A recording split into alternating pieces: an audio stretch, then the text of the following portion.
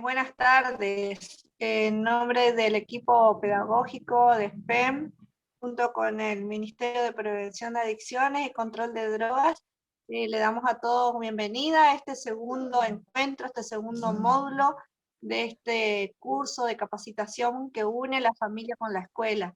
Estamos ahora por participar juntos de este momento tan importante para las familias, ¿no?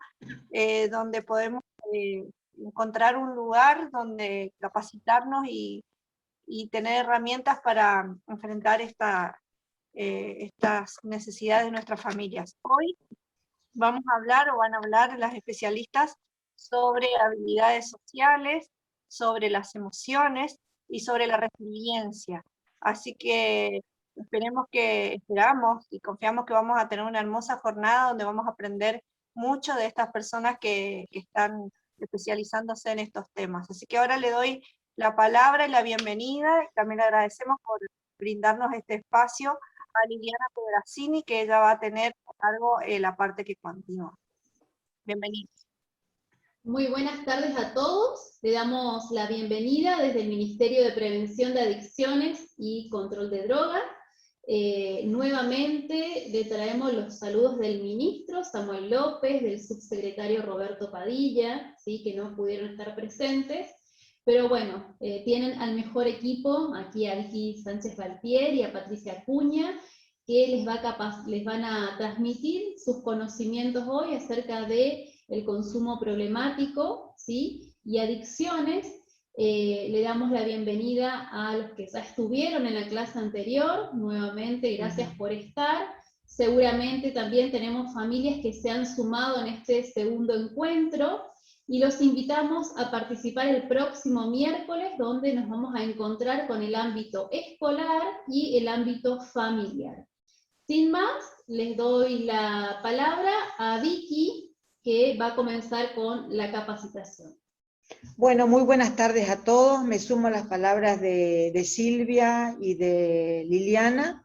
Realmente estamos muy contentos de volver a encontrarnos con ustedes, pensando que a lo mejor hay nuevos papás, nuevas familias que se incorporan. También le damos la bienvenida, y por eso cuando hablemos con Patricia de los temas de hoy, por ahí vamos a mencionar muy poquitito, vamos a hacer el enganche con algún tema anterior, para que aquellas familias, aquellos papás que no estuvieron, puedan de alguna manera articular. Así que si me permiten, bienvenidos todos, un placer estar nuevamente con ustedes y compartimos pantalla.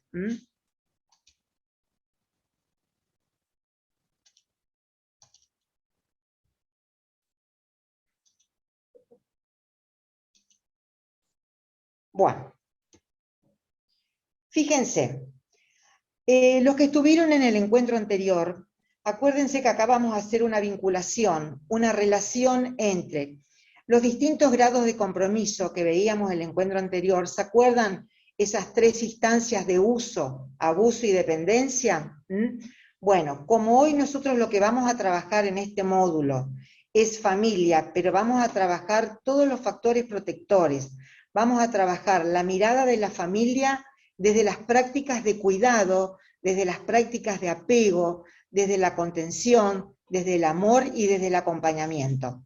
En el encuentro anterior trabajamos todo lo que tenía que ver con situaciones de riesgo.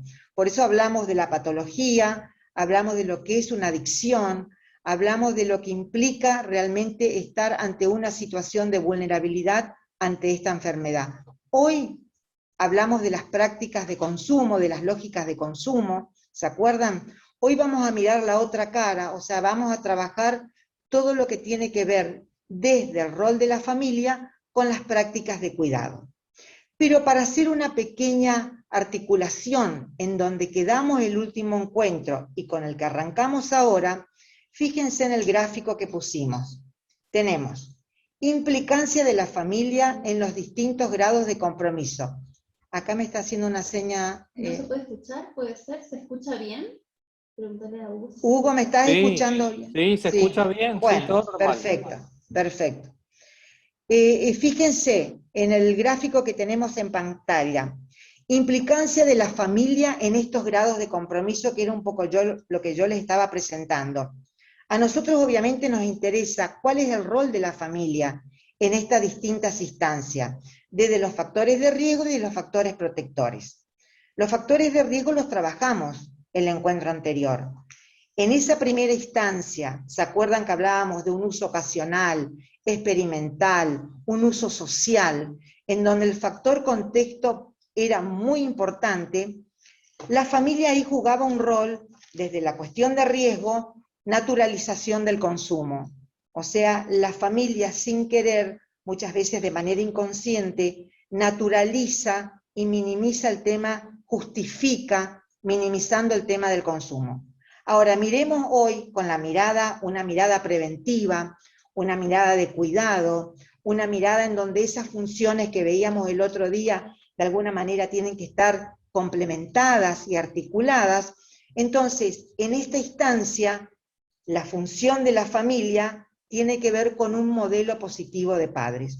Y esto un poco lo hablábamos el otro día, cuando manejábamos el tema de que siempre estamos en la mira, siempre estamos en la mira de ese niño, de esa niña y de ese adolescente. Muchas veces creemos que no, muchas veces actuamos, decimos, con conductas que pensamos que ellos no se dan cuenta, y ellos sí nos tienen en la mira. Por eso es muy importante, desde el rol de familia, desde el rol de escuela, desde el rol de padres, convertirnos en modelos positivos, en adultos significativos y en adultos referenciales para nuestros hijos.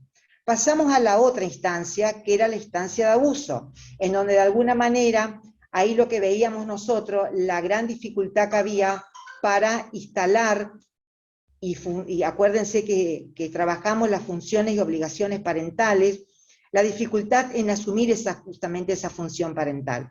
Justamente porque decíamos que la familia, cuando tiene en su seno algún integrante que está transitando esta patología, indudablemente el impacto es muy alto. Entonces, hay una negación, hay una naturalización, y hay también una obturación y un taponamiento con respecto a asumir esa función de padres, a asumir esa función de familia. Ahora, lo que nos interesa a nosotros hoy, ¿cuál sería el lado positivo? Lo contrario, asumir esa responsabilidad parental, que nos compete y que no la podemos transferir a nadie, nos compete a nosotros como familia y como modelos positivos de padres que tenemos que estar permanentemente generando y posibilitando.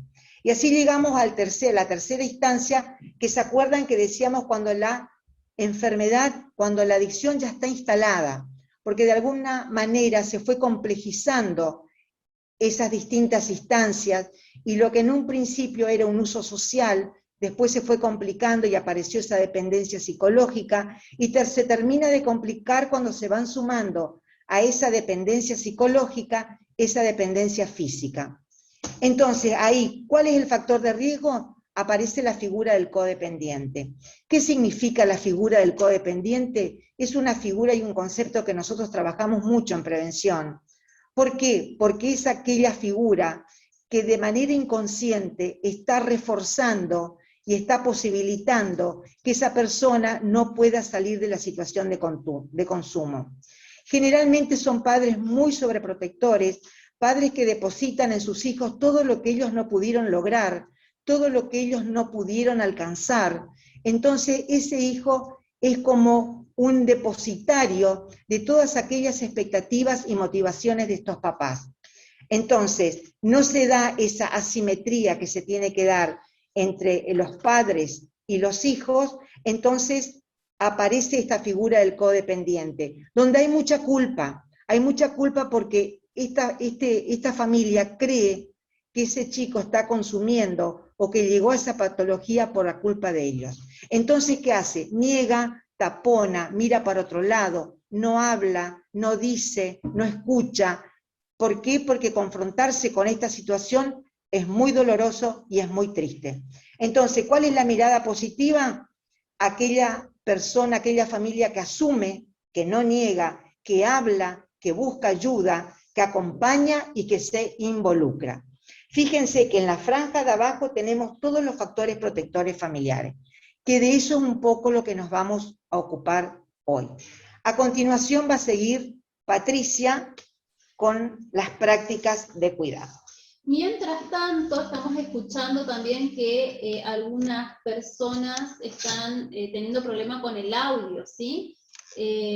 Por otro lado, las pruebas de audio nos dan bien, del otro lado Sí. hay personas que sí están escuchando bien, así que les pedimos, por favor, si pueden controlar el audio de su computadora, levantar el audio de su celular, por favor, ¿sí?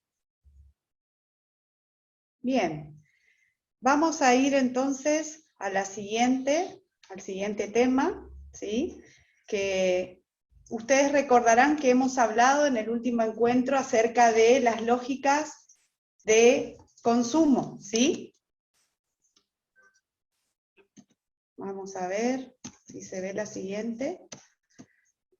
Esperamos un ratito. Se bloqueó. Mientras yo les voy recordando que opuesta a estas lógicas de consumo, habíamos hablado del mercado, quizás ustedes recuerdan, ¿sí? Ahí están, si todos lo pueden ver, ¿sí? Vamos a trabajar con estas lógicas que tienen que ver con la promoción de vínculos, ¿sí? Que tiene que ver con promoción de saberes, con promoción de también valores. Tenemos que recordar esto que decía Vicky, que los niños, los adolescentes, nuestros hijos, ¿sí? Nuestros alumnos siempre nos están mirando, y que la formación de valores tiene que ver más con una praxis que con una enseñanza solamente verbal, ¿no?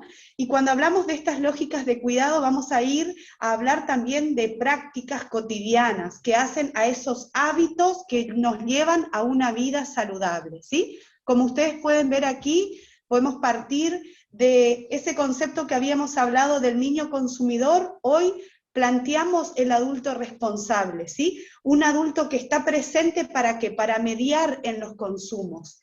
Volvemos a valorizar la palabra, que podamos recuperar esa comunicación, esa escucha mutua, ¿sí? Acompañar a nuestros niños, niñas y adolescentes. Que estemos ahí, como se decía hace un minuto, cuando Vicky nos hablaba de esa familia que está presente y que asume esa responsabilidad parental. ¿Se acuerdan que cuando hablábamos de lógica de consumo dijimos que una de las características es la inmediatez? Ahora, como lógica de cuidado, ¿qué proponemos? ¿Qué es lo que debemos trabajar todos juntos? ¿Cuál es la práctica que tenemos que trabajar? Instalar la demora. Poder trabajar en estas rutinas diarias, poder trabajar la espera, darse cuenta que los procesos llevan tiempo y eso ayuda a que progresivamente se vaya teniendo mayor tolerancia a la frustración, ¿sí? Poder valorar los procesos, porque ellos nos permiten llegar a un resultado. Otra de las cosas que es muy importante hablar con respecto, ustedes recordarán que en lógica de consumo hablamos de esa diversión, de buscar siempre poder tener múltiples estímulos. Hoy hablamos de la importancia de los hábitos, ¿sí? De esta construcción de lo que al principio puede ser acompañado y es necesario que nosotros recordemos que esté el adulto ahí presente, ¿sí? Yo siempre pongo como ejemplo lavarnos los dientes. Cuando un niño es pequeñito tenemos que acompañarle, mostrarle, estar ahí para que esa repetición, ¿sí?, sea continua hasta que luego se torna en un hábito. Qué importante es que como familias podamos trabajar todos juntos en la formación de hábitos saludables, ¿sí? Valorar esa repetición y luego poder llegar a, inclusive, como dice aquí en nuestro material, transitar experiencias ricas que afecten y que dejen huellas, ¿sí? Los hábitos son importantes. Yo sé que hoy cada mamá, algunas las vemos en la cámara, cada familia que está allí presente, algunos con sus niños, saben lo importante que fue, inclusive en este contexto de pandemia, volver a reorganizarnos y tener hábitos dentro de nuestro hogar, ¿sí? Son muy importantes. Luego, y hoy lo vamos a abordar, por eso no me voy a detener mucho, tenemos que identificar que tenemos diversidad de emociones, ¿sí? Al menos 5 podríamos mencionarlas, más adelante las vamos a ver. Y esas emociones están en cada uno de nosotros, son partes, son inherentes a cada uno de nosotros. ¿Qué es importante? Reconocer nuestros estados de ánimos, aprender formas de transitar esas emociones, ¿sí? Poder decir, bueno, hay momentos donde estamos aburridos, ¿sí? Hay momentos donde estamos cansados o hay momentos donde podemos estar tristes. Y poder estar ahí, papás, poder estar ahí, querida familia, con nuestros hijos, porque nosotros somos los que vamos a brindarles apoyo y los vamos a ayudar a aprender a transitar esas emociones. Recuerden que así como nosotros transitamos esas emociones, también ellos lo van a hacer, ¿sí? La solidaridad es lo opuesto a lo que hablábamos de la lógica de este tiempo, ¿no? De consumo, que lleva al individualismo. La solidaridad nos hace mirar al otro, nos hace colaborar, nos hace compartir, nos hace pensar desde prácticas que lleven a lo solidario, a lo comunitario. Qué importante es que nuestros niños, niñas y adolescentes desde que empiezan, ¿sí?, en su vida puedan empezar a darse cuenta que puedo construir un proyecto de manera colectiva.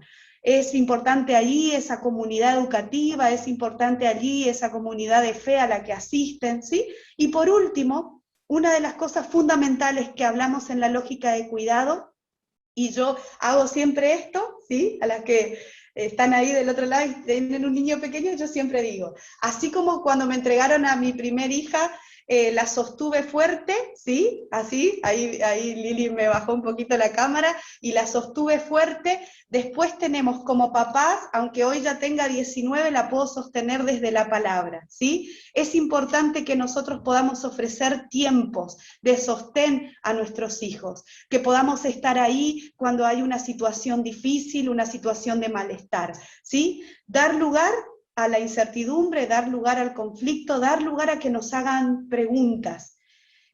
Nunca es demasiado tarde para empezar a hablar, pero estos días leía algo y lo leíamos juntos como equipo. Nunca es demasiado temprano para empezar a hablar si la pregunta viene de parte de ellos, ¿sí? Es muy importante que la información la encuentren en casa, que sea una información confiable, una información dada desde la responsabilidad y desde el amor.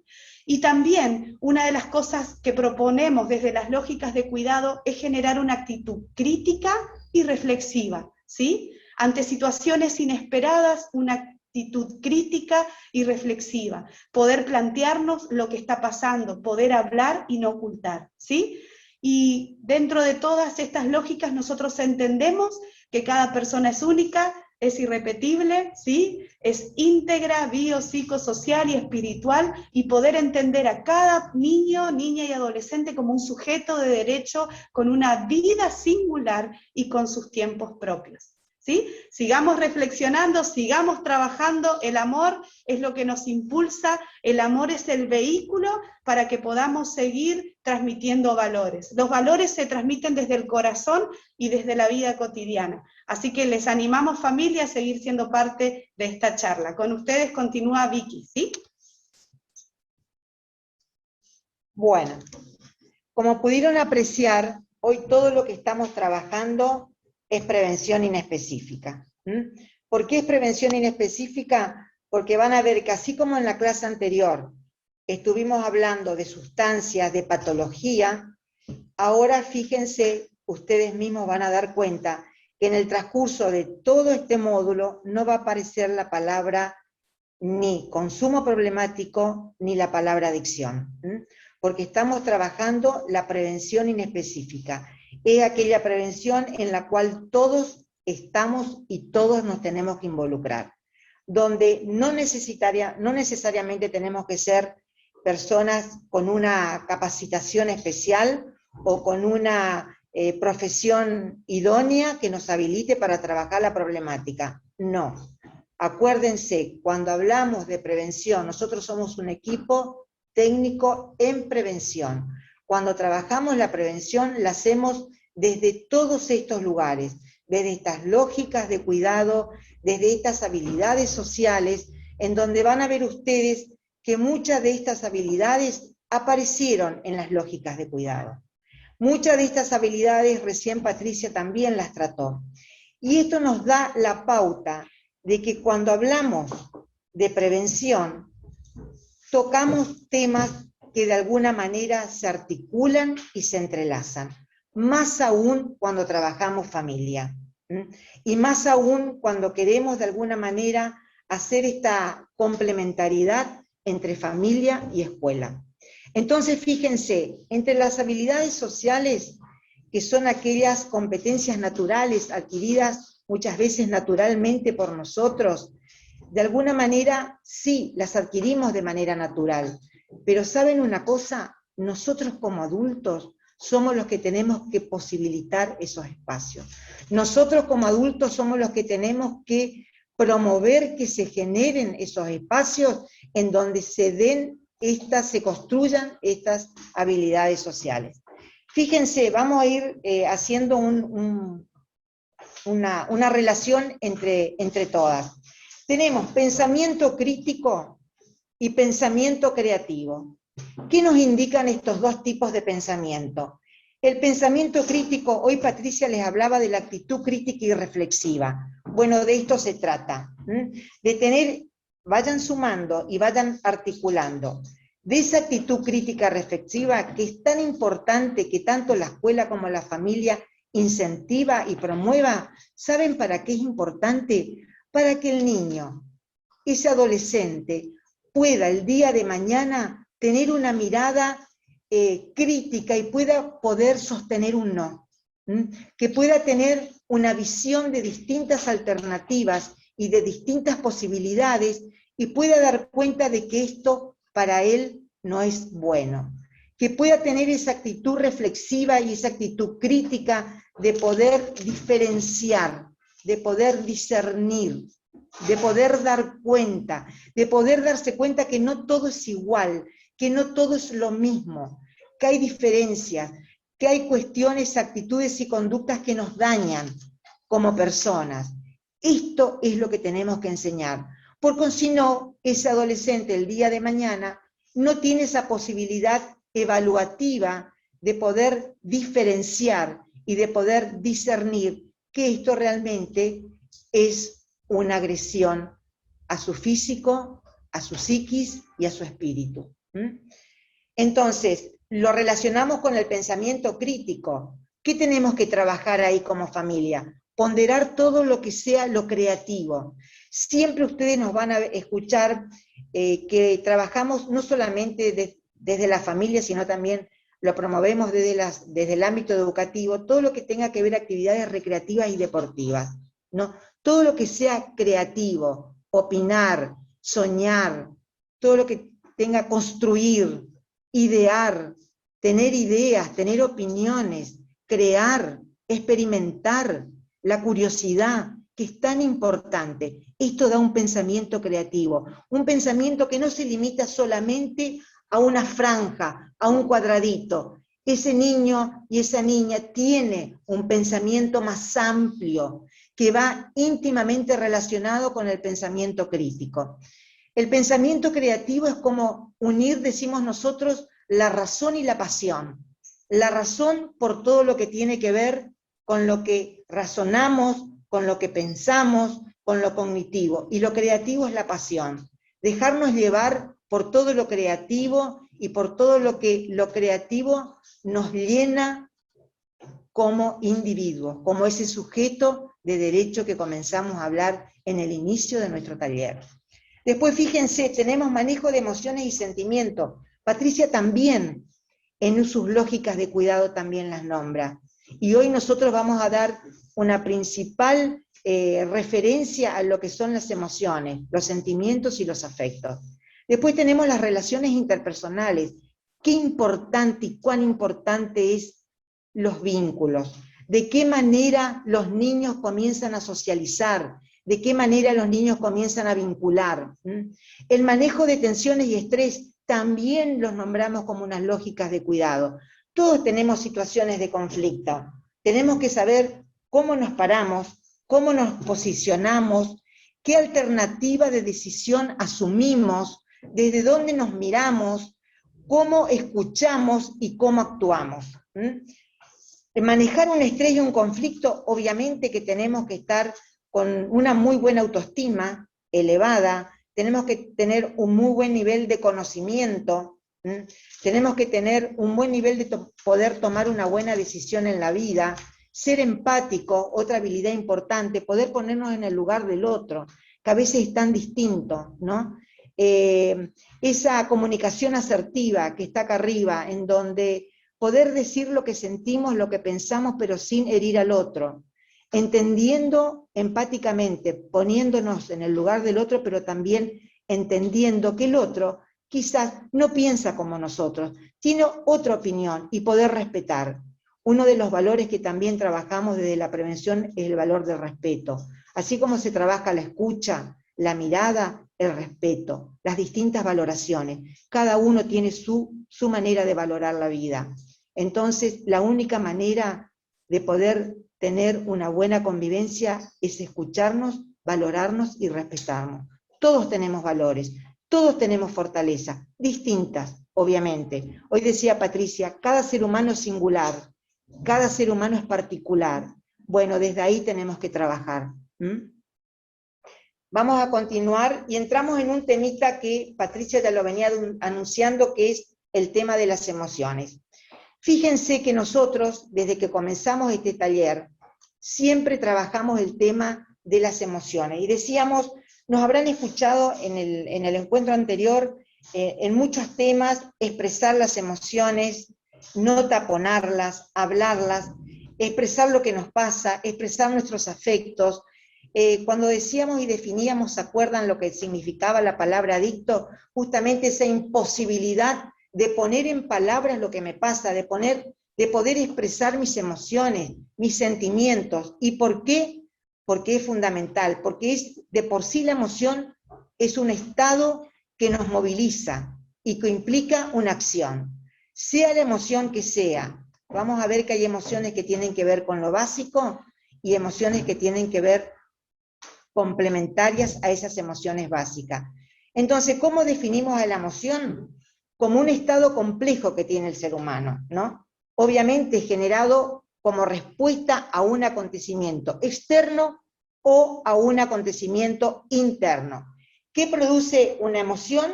Produce una acción, produce una conducta, produce un sentimiento, produce un afecto. Tenemos las funciones de las emociones, y esto también lo trabajamos con el docente. Cada emoción tiene una función. Cada emoción, está la alegría, está la tristeza, está la ira, está la felicidad, está el desamparo, está el desasosiego, está la humildad. O sea, cada emoción cumple y tiene una función. ¿Cuáles las tres principales? La función motivadora dispone a la acción. Es lo que recién les decía. Yo siento, actúo. Pienso, siento, actúo. Una de las funciones características que tiene me dispone, tracciona una acción. La otra función característica que es también sumamente importante es, fíjense, esta función, una función adaptativa que permite a cada uno de nosotros acomodarnos, readaptarnos, reacomodarnos a situaciones imprevistas que nos vienen desde el afuera o desde el adentro, esa capacidad que tenemos todos y que a veces no sabemos de dónde viene. Viene de la emoción, es un mecanismo interno, complejo, intrapsíquico. Esas emociones tienen una función importantísima, permiten ante un hecho externo, nos permiten, primero nos acomodamos y después nos adaptamos y nos acomodamos. ¿Por qué? Porque las emociones muchas veces alteran ese equilibrio. Y también nos traen una información de afuera. Entonces, fíjense, tenemos una función motivadora, una función adaptativa, una función de supervivencia y algo que es fundamental y se trabaja mucho con los niñitos ya en los primeros años de la escolaridad, que es la función social, ¿no? Sabemos que las emociones sirven para comunicarnos, para expresarnos, para saber cómo sentimos, cómo los miramos al otro, por qué estamos felices, por qué estamos tristes. Y cuando nosotros decimos, es importante que los niños las expresen, que no se las guarden. Es importante que el niño identifique, registre y las pueda expresar. Entonces tenemos esto que también hablábamos hoy, hay emociones básicas. Tenemos felicidad, tristeza, ira, sorpresa, miedo, asco y desprecio. Fíjense qué pusimos como dibujito, los emojis. Hoy en día estamos en una era de emojis, porque todos nos manejamos con emojis.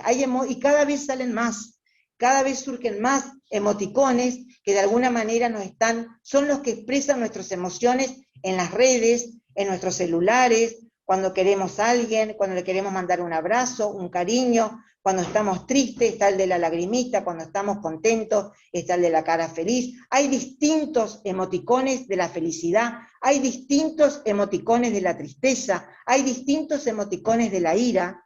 Fíjense, hasta ahí, y ahora que andamos con los barbijos, menos mal, como decimos siempre en el equipo, que tenemos los ojos, porque de esa mirada hasta ahora nadie nos tocó. La mirada hasta ahora nadie nos la tapó. Después tenemos las emociones complejas, un poco derivan, es como la fusión de estas con otras emociones. Entonces surgen todas las otras que tienen que ver con los afectos. Acá pusimos, por ejemplo, los celos, pero está la humildad, la humillación,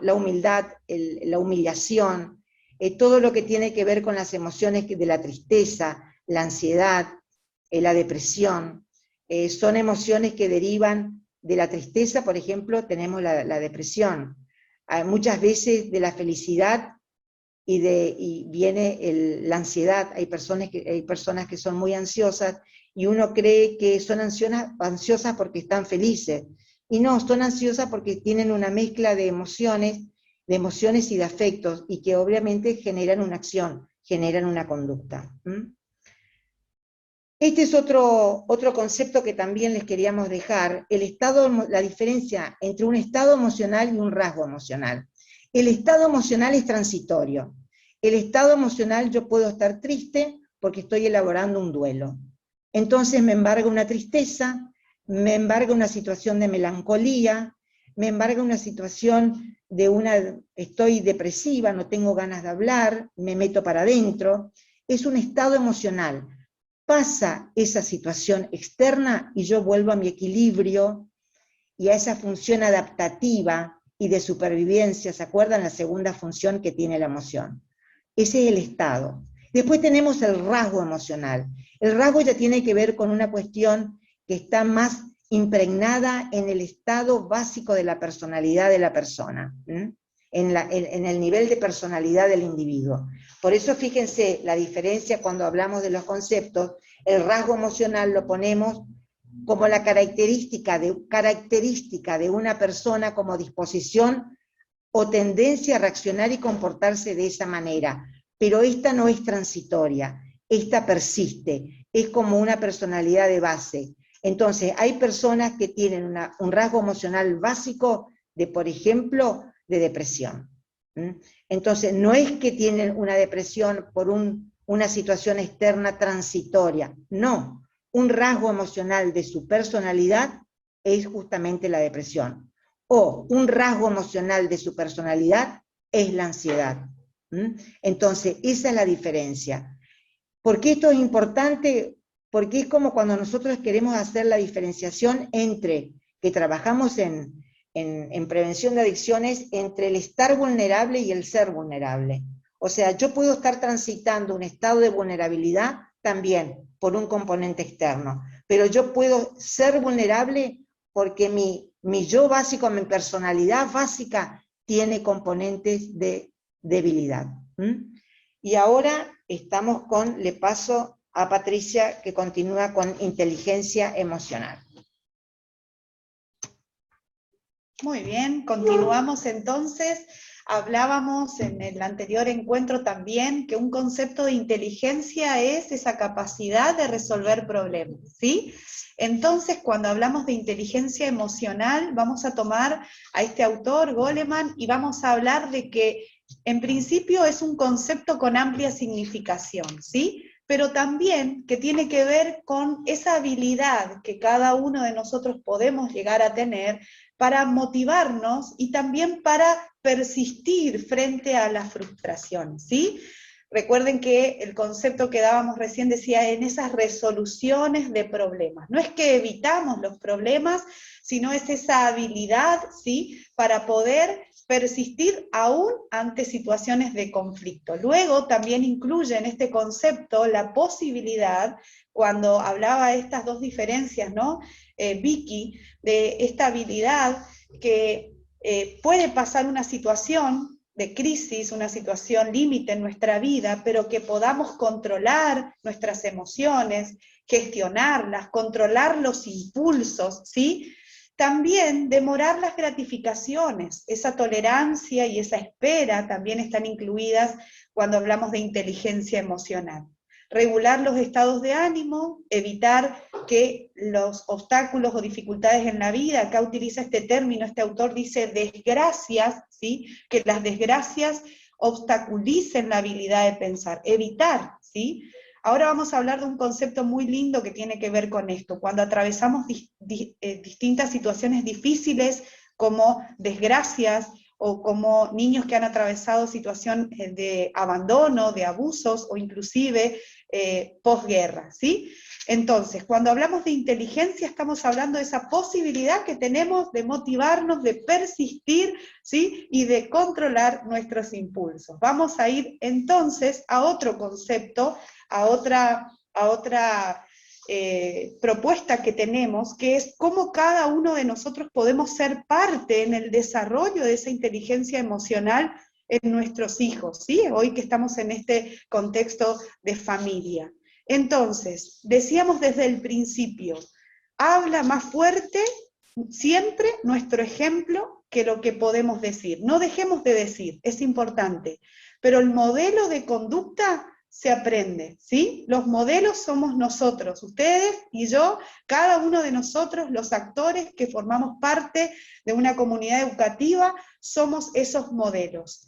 En el encuentro anterior, ustedes deben recordar esos niñitos que estaban al lado de esos papás, ¿sí? Yo no sé si los que están hoy, alguno de ustedes recuerda el video que vimos, donde ese ejemplo de ese papá o de esa mamá era muy significativo para ese niño. Entonces, cuando hablamos de que queremos que los niños desarrollen una competencia emocional, vamos a tener presente que va a ser fundamental que nosotros podamos informarnos, por eso estamos hablando de los estados de ánimos, por eso estamos hablando de la diferencia, por eso estamos hablando de que hay emociones, y que podemos transitarlas, pero que las emociones tampoco deben controlarnos, sino nosotros lograr tener esta inteligencia emocional y controlar nuestros impulsos, controlar y tramitar nuestras emociones, ¿sí? Entonces, es muy importante que nosotros podamos ser los que nos informemos, los que ayudemos, los que acompañemos,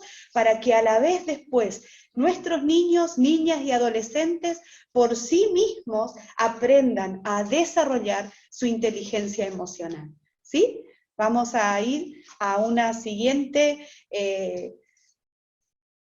imagen donde nos dice que toda la vida vamos a seguir aprendiendo, ¿no? Yo creo que, como en todos los aspectos de la vida, en el aspecto emocional, es un proceso que es continuo y permanente, ¿sí? A lo largo de nuestra vida y según la etapa evolutiva que nos toca vivir, hoy estamos con los papás, con los adultos, pero también hay niños escuchándonos, vamos a hablar de que este proceso de educación emocional es un proceso educativo, continuo y permanente, ¿sí? ¿Qué es lo que se pretende siempre? Ese desarrollo, que va a ser complemento.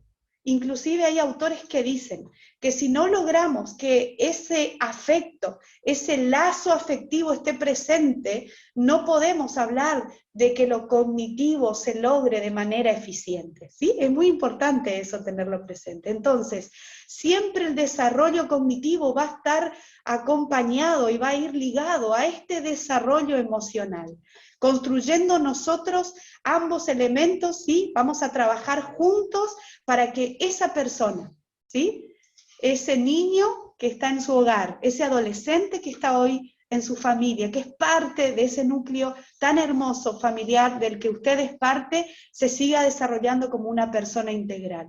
lo emocional es sumamente importante. Y recuerden lo que decíamos hoy, se transmite con el corazón, el vínculo es el amor y se experimenta, ¿sí?, en el día a día, en lo vivido. Así que de esta manera seguimos adelante, ¿sí? Nosotros hemos trabajado este programa educacional emocional, también con los docentes, pero en el hogar nosotros podemos plantearnos preguntas como, por ejemplo, ¿sí?, si nuestros hijos saben expresar cuando les está pasando algo que tiene que ver, como decía Vicky, por ejemplo, cuando hay pérdida de una mascota. Acá, por ejemplo, dice, conozco y expreso emociones. Pongo ese ejemplo porque es como el que puede pasar en lo más cotidiano, ¿sí? Esas emociones están en mí, las tengo que identificar, podemos trabajar eso. Y si está en duelo, recuerden, no trabajemos como nos plantea la lógica de consumo, trayendo una nueva mascota al instante sin darle lugar de que procese el duelo, sino identificar que está bien estar triste porque hubo una pérdida, ¿sí? Luego, también aprender a controlar las emociones, ¿sí? Nosotros, ¿cómo vamos trabajando esto?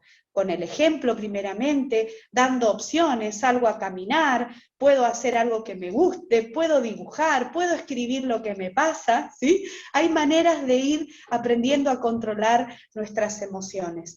¿Tengo autoestima? La autoestima del niño, permítanme recordar algo que leía, desde la gestación se empieza a formar, ¿no?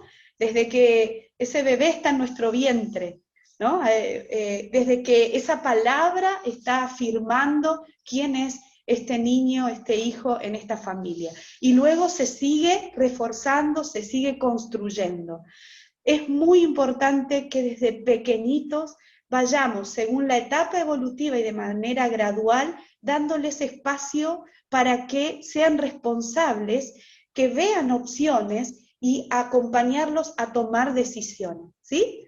Por ejemplo, ustedes sabrán cuando ya pueden elegir determinada actividad para realizar, cuando ya pueden, extraescolar me refiero, o cuando ya pueden elegir algo que tiene que ver con una vestimenta, cuando están ordenando su habitación, son responsabilidades que les estamos dando y que tiene que ver con esto, ¿no? De ir formando a un niño que empieza a tomar responsabilidades acordes a la edad que tiene.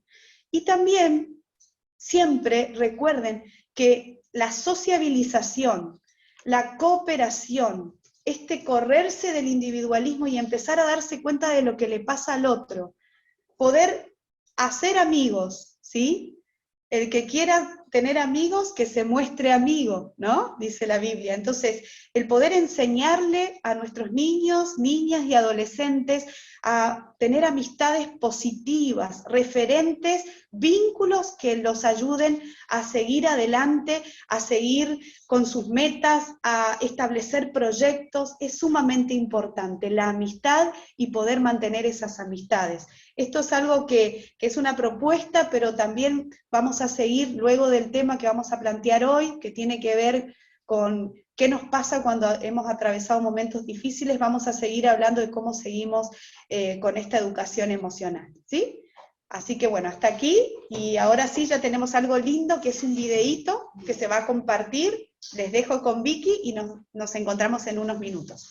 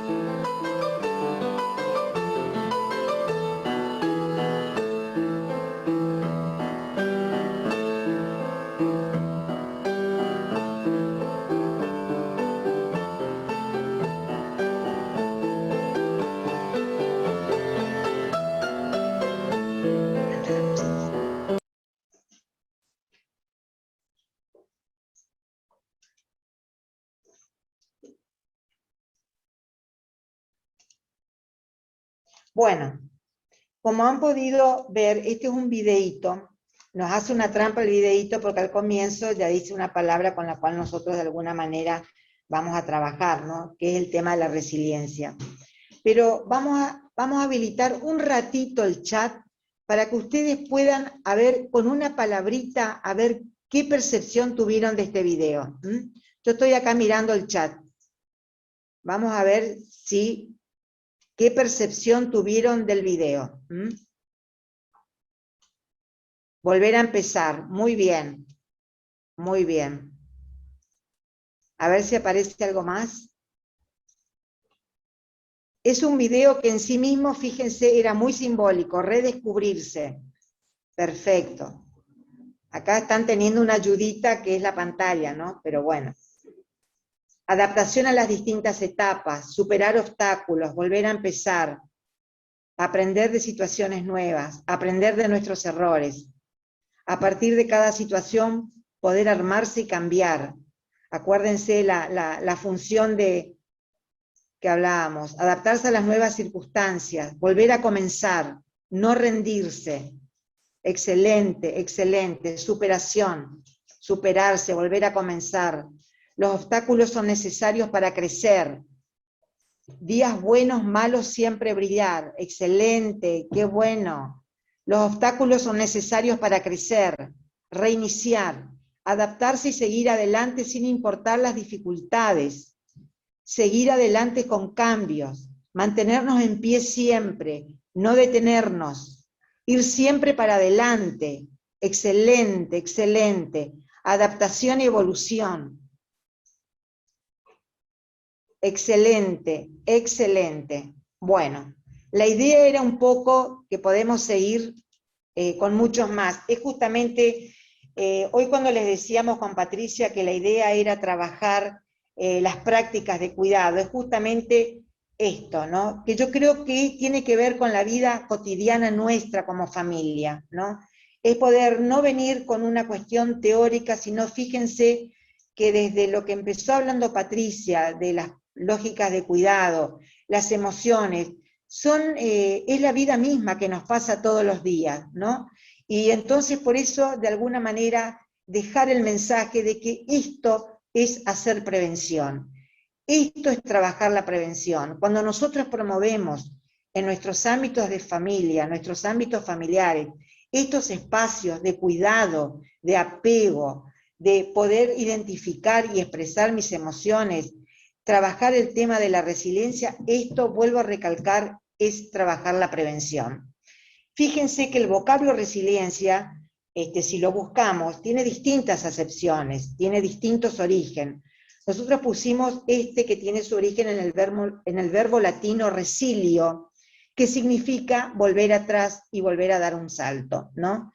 También es un término que surge de la física, que denota la capacidad de un cuerpo de resistir, que ustedes lo pusieron ahí en el chat, de ser fuerte, de volver a empezar, de no rendirse, no deformarse, y lo más importante de todo esto, salir fortalecido. Y acá tenemos el otro concepto, que no me está cambiando, el otro concepto, por ahí se nos traba, el otro concepto que tiene que ver con ¿no?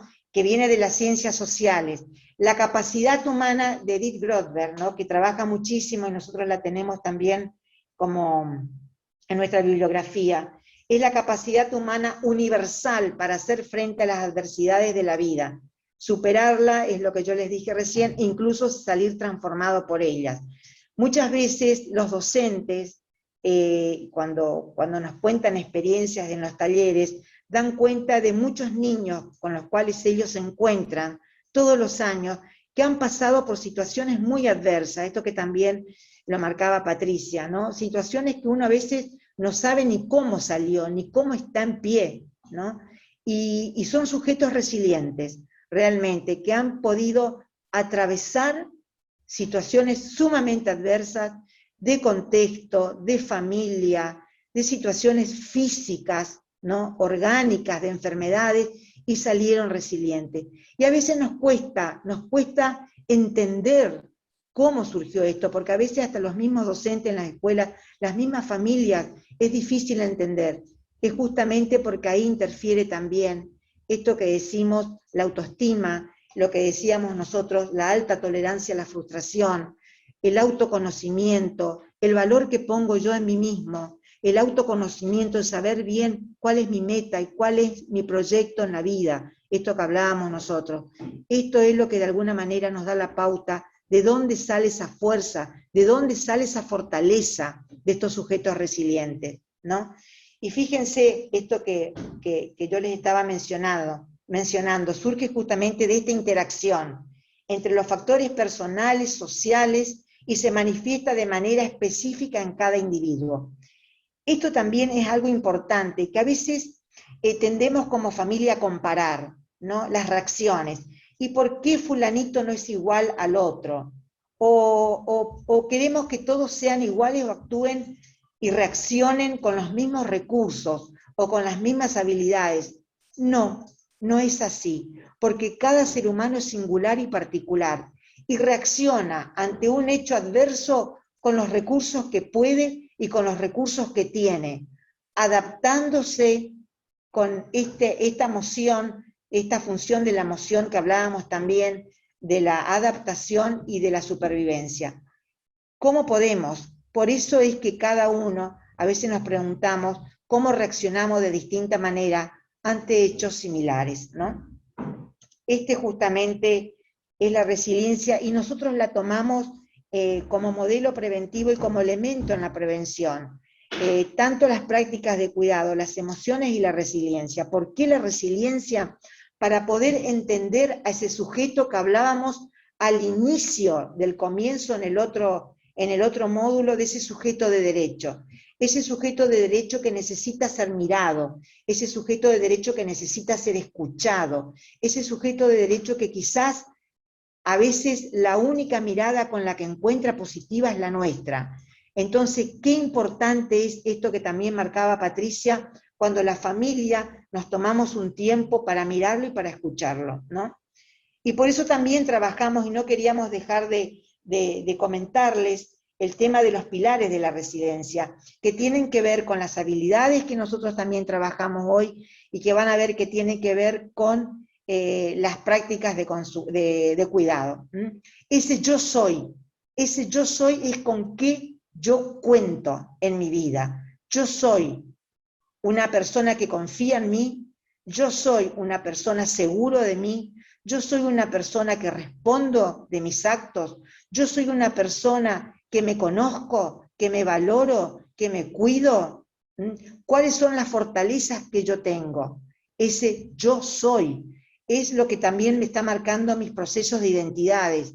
Yo soy, ¿quién soy?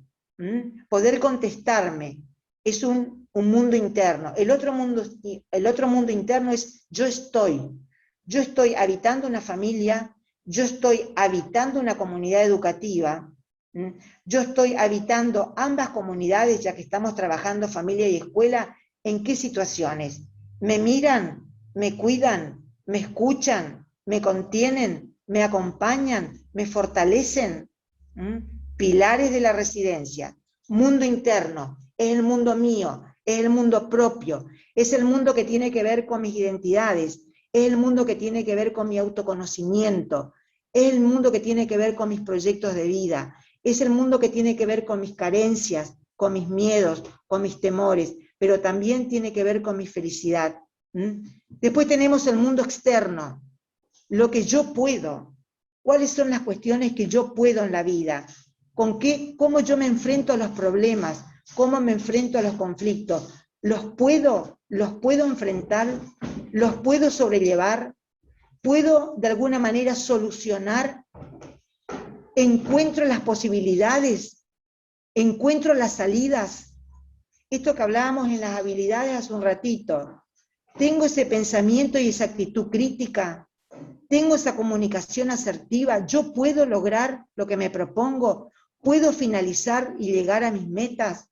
Mundo externo, yo puedo hacia el afuera, lo que yo proyecto hacia el afuera, lo que yo me propongo, lo que tengo como visión en la vida, lo que tengo como una hoja de ruta, es mi mundo externo.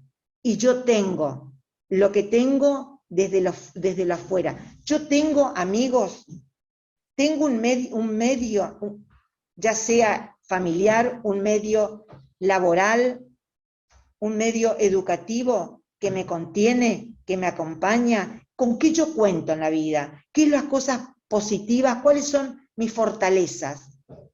¿Cuáles son aquellas personas con las cuales yo puedo contar? ¿Cuáles son aquellas personas que yo sé que me van a acompañar? ¿Cuáles son aquellas personas que yo sé que me van a escuchar?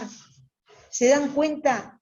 Esto es prevención, porque estamos hablando de fortalezas, estamos hablando de oportunidades, estamos hablando de proyectos, estamos hablando de mundos internos que tienen que ver con mi identidad, con lo mío íntimo, propio, pero también tiene que ver con ese mundo externo, con el mundo que yo me proyecto, esa hoja de ruta la cual yo tengo que tener. Ustedes en el día de hoy nos habrán escuchado, tanto a Patricia como a mí, de hablar mucho de proyecto de vida, hablar mucho de meta, hablar mucho de hoja de ruta, porque es lo que nos hace mirar para adelante, nos hace movilizarnos, lo que nos hace traccionar en la vida, lo que nos hace generar y movilizar nuestro mundo interno hacia un mundo externo. Y ahora seguimos con Patricia. Vamos girando. Muy bien. Continuamos, ¿sí? Aquí tenemos una metáfora, la metáfora de la casita, ¿sí? Muy conocida también cuando se trata de construcción de resiliencia familiar. Y cuando empezamos una construcción, ¿sí? Los que conocen del tema, a mí me toca conocerlo simplemente por observarlo, pero hay muchos que seguramente conocen del tema, siempre es muy importante considerar el suelo, la base para esta construcción. La base para la construcción de la resiliencia va a ser en nuestros hogares, cómo ayudamos a esos niños y con esa satisfacción de las necesidades materiales básicas, ¿sí? Nuestros niños tienen derechos, y uno de esos derechos y que nosotros debemos dar como familias es cubrir alimento, ¿sí? Abrigo, educación. Nosotros sabemos lo que tiene que ver con el alimento, es fundamental para el crecimiento y también el desarrollo, no solamente en la talla, en el peso, sino también en lo cognitivo. Luego en el cimiento, ¿sí? Yo no me voy a reiterar porque hay cosas que ya hemos hablado, pero en el cimiento de nuestros hogares, para que ese niño pueda ser resiliente, para que cuando sea adolescente, para que cuando se enfrente a una dificultad pueda ser resiliente, como este video podía graficarnos, ¿sí? Este punto rojo atravesando distintas situaciones, y ustedes lo pudieron expresar de una manera tan bella con sus palabras, y fue enriquecedor el compartirlo en el chat. Quiero decir, ¿cómo se logra eso? Porque desde pequeñitos ustedes como papás, cada miembro de la familia asume el rol que le toca, ¿sí? Esa asimetría que se establece entre un padre y un hijo es necesario que nosotros asumamos que somos esa autoridad en la casa, que podamos tener esos roles bien definidos, ¿sí? Nuestras funciones y nuestros roles bien definidos. También es importante hablar de esa familia extendida, ¿sí? De la importancia, yo mencionaba en estos días, y es tan importante, en cada capacitación también lo hacemos, la experiencia de un abuelo, de una abuela, ¿sí? Esa familia extendida, esos primos que son parte de esa contención también para el niño. Y también redes de apoyo externo. Quizás ustedes podrían también participar en el chat, pero ¿cuáles serían esas redes? Y el club, ¿no? Esa actividad que realiza extraescolar, los vecinos del barrio, aquella comunidad de fe a la cual asiste nuestro hijo, ¿sí? Ese niño, esa niña, ese adolescente. Luego, cada habitación, cada uno de estos espacios significa también una posibilidad que nosotros podemos intervenir como familia, ¿sí? Cada uno de estos pisos que ustedes ven en esta metáfora de la casita tiene que ver con cómo nosotros podemos intervenir. Ustedes van a ver en la planta baja, para que nuestros niños puedan ser resilientes, para que construyan esta resiliencia, habla de reglas claras y límites. Recuerden que siempre los límites contienen y dan seguridad, ¿sí? La estructura de valores, cada familia tiene esa estructura de valores. Y como hoy decíamos, quienes nos forman en valores son referentes para nosotros, son ese ideal para nosotros, ¿sí? Para todos nosotros fue así, que tengamos en cuenta esta construcción. También la coherencia es sumamente importante. Si yo estoy enseñando a ser sincero a mi hijo, si estoy transmitiendo un valor que tiene que ver con la responsabilidad, debemos ser coherentes también con cómo nos comportamos en nuestros propios trabajos, en nuestros vínculos, en nuestra manera de comunicarnos, que cada una de nuestras enseñanzas puedan ser coherentes con nuestra manera también de vivir, ¿sí? El afrontamiento y resolución de problemas, de conflictos, también es parte de uno de estos pisos. Ustedes y yo podemos acompañar a nuestros hijos en la construcción, ¿sí?, de este piso, que tiene que ver con la resiliencia también. Surge una dificultad, no la niego. Surge un problema, no hago como que no lo veo, ¿sí? Recuerden, tenemos que estar ahí, tenemos que estar atentos. Si algo les pasa a nuestros hijos, tenemos que estar atentos. Y en el primer piso, ¿sí?, un poquito más arriba, se menciona esto, ¿sí? Flexibilidad y comunicación. La vida todo el tiempo nos trae situaciones nuevas. Quizás ustedes, como nosotros, hicimos una agenda en el 2019 para el 2020 y algo cambió nuestras agendas. Debemos ser flexibles, debemos saber que hay cosas que producen de golpe un cambio, pero también tenemos que estar dispuestos a comunicarnos y a afrontar estas situaciones nuevas. La responsabilidad compartida, un poquito lo mencionaba, que tiene que ver con la educación emocional, que es cuando nuestros hijos van creciendo. Primero podemos hablar de ambas figuras que son los papás, ¿no? Esa responsabilidad compartida, papá, mamá, los roles que cada uno de ellos tienen dentro de un hogar. Pero también empezar a delegar, ¿sí? Distribución de tareas, ¿no? A todos nos pasa dentro de un hogar que hay determinadas tareas y, como decía hoy, respetando la edad y la etapa evolutiva, damos responsabilidades acordes a la edad que tengan, ¿sí? Y también el más alto, ¿sí? Ustedes ven ahí en el desván se dice, qué importante, y acá quiero proponerles que pensemos juntos. Seguramente ustedes van a acordarse de alguien, ¿sí? De un maestro, de un líder religioso, de alguien que vio una habilidad que ustedes tenían, reconoció esa habilidad que ustedes tenían y les dio una palabra de aliento. Eso tiene que ver con esas expectativas positivas y con motivar creatividades. Yo les propongo que como familia, para seguir construyendo resiliencia, nos hagamos preguntas tales como: ¿cuál es el talento que tiene mi hijo? ¿Cuál es la habilidad que tiene? ¿Cómo puedo ayudar a que esa habilidad se desarrolle? ¿Sí? Si todavía no la descubrió, seamos parte de la posibilidad de que descubra cuáles son sus habilidades. A todos nos pasa que parece que siempre en lo que nos va mal es lo que más se ve, ¿no? El error, por alguna razón, nos marcaban en rojo, y las cosas que estaban bien se marcaban en un color más opaco. Pero la propuesta es ahora juntos que destaquemos las habilidades de nuestros hijos y que los ayudemos a seguir desarrollándolas. Y otra cosa, motivar creatividades. Más adelante, ese niño que estuvo en un hogar donde construyó una personalidad resiliente podrá enfrentarse a distintas situaciones siendo creativo, ¿sí? Así que estamos llegando al final. También vamos a tener al ministro, ¿sí? Samuel López, que estará sumándose. Así que yo quisiera proponerles que juntos leamos esto último y ya estamos dando cierre, ¿sí? Quizás ustedes lo conocen. Nos propone una reflexión, ¿sí? Dice así: 4 personajes llamados, todos, alguien, cualquiera y nadie debían realizar una tarea importante. Todos sabían que alguien lo haría. Cualquiera podría haberlo hecho, pero nadie lo hizo. Alguien se enojó cuando se enteró, porque le hubiera correspondido a todos. Liliana. El resultado, ¿sí? ¿Sí?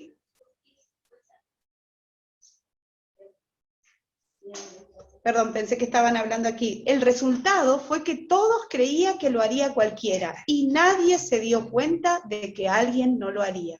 ¿Cómo termina la historia? Alguien reprochó a todos porque en realidad nadie hizo lo que hubiera podido hacer cualquiera, ¿sí?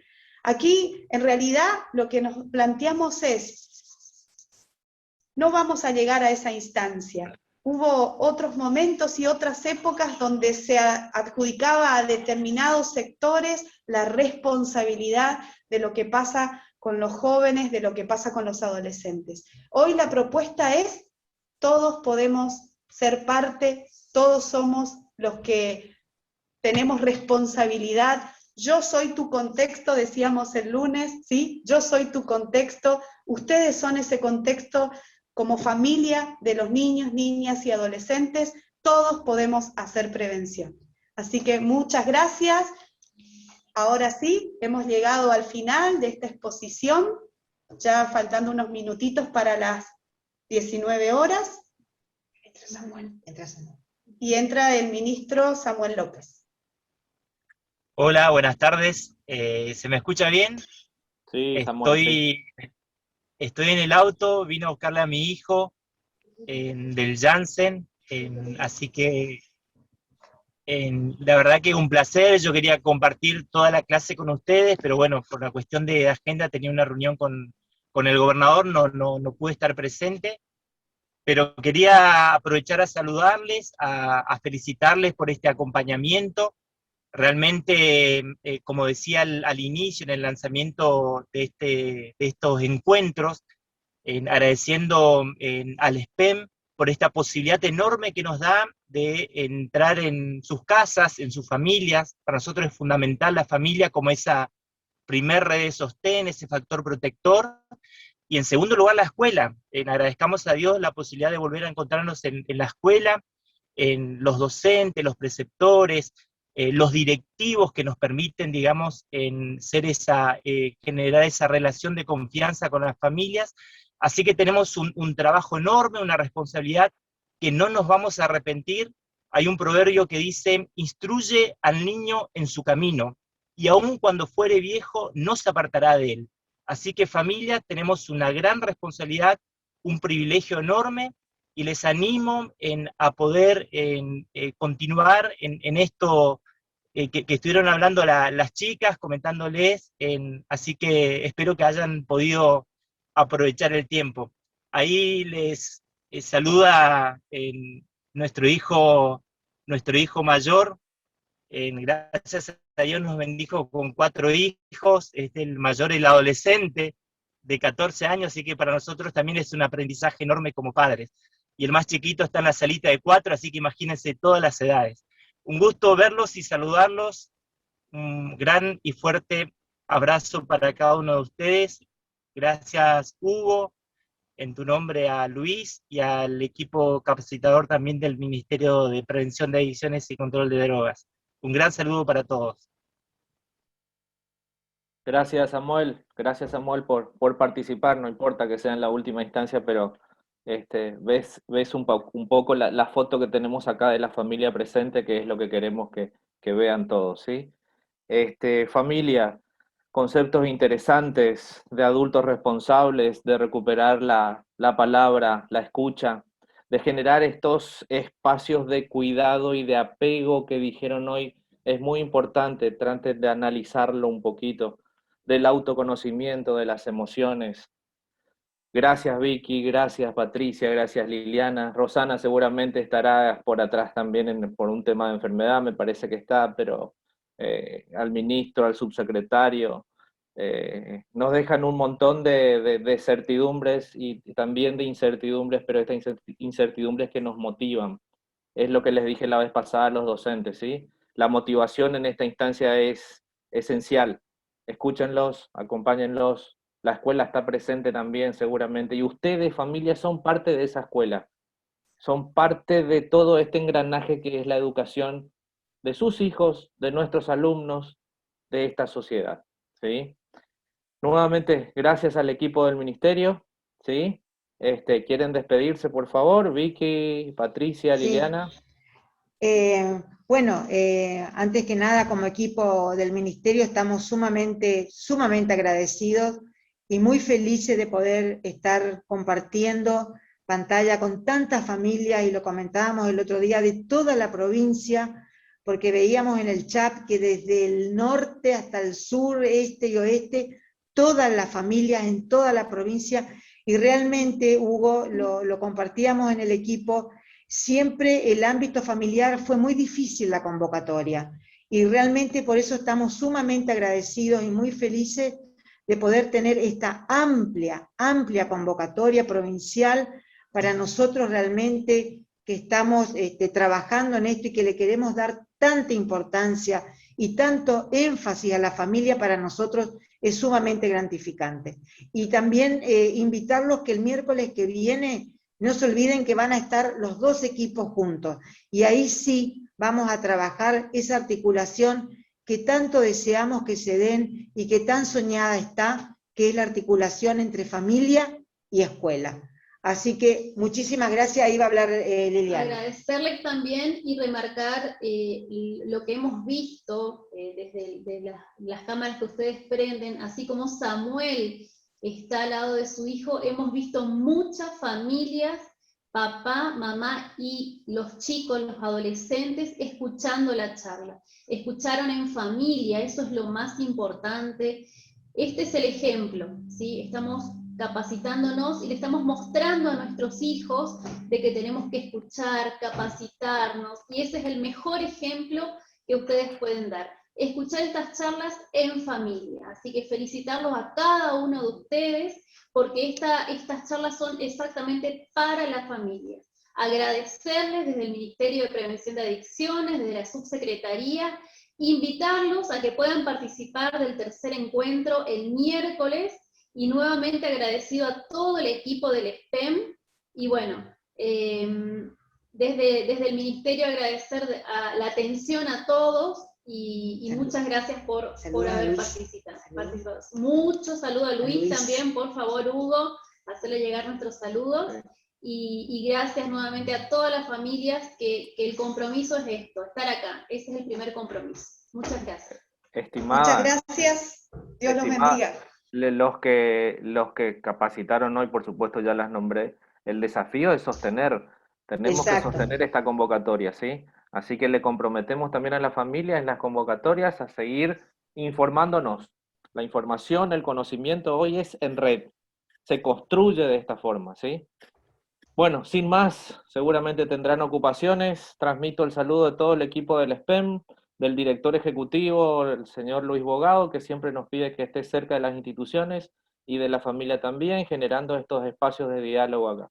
Así que, familia, nuevamente, gracias, y el 19 los esperamos para este último módulo, ¿sí? Muy amables.